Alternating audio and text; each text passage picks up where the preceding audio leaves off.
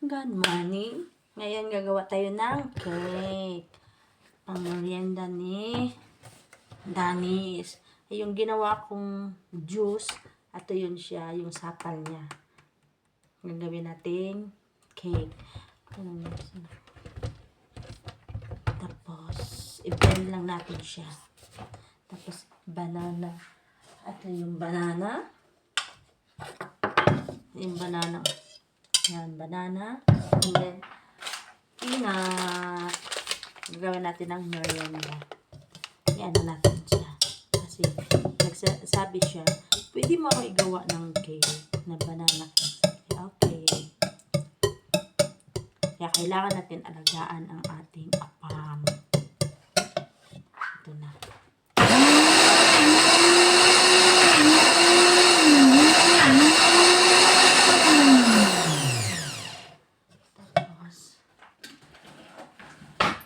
Yung ating holder, dalawa yung ating ano.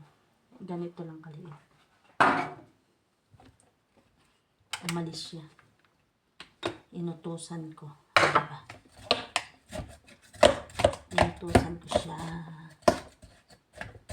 Kumusta kayo mga langga? Alam, nakikita ko sa mga video, puro mga yung pinag-uusapan, yung mga politika.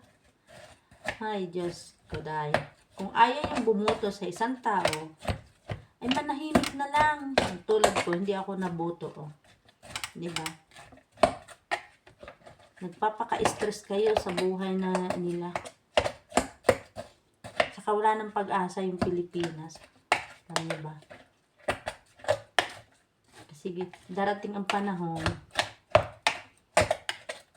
mawawala na yung mga ano na yan, butuhan na yan. Iisa lang dapat ating iboto.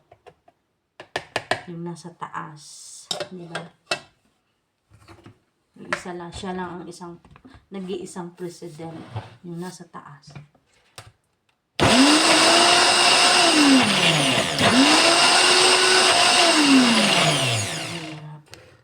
Ito yung aking halaman, ang ganda na aking halaman. Oh.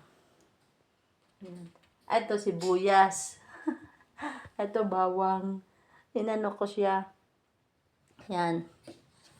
Tumubo na. Kaya nilagay ko dito. Nilagay ko siya dito. Yung bawang. Titingnan ko kung puti kasi yung bulaklak ng bawang. Yung sa sibuyas. Parang pula yata yun.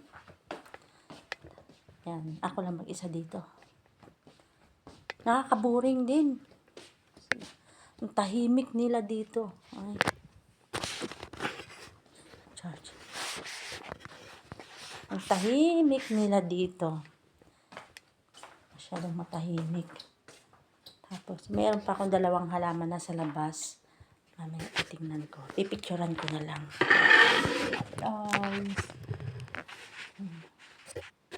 Boring dito.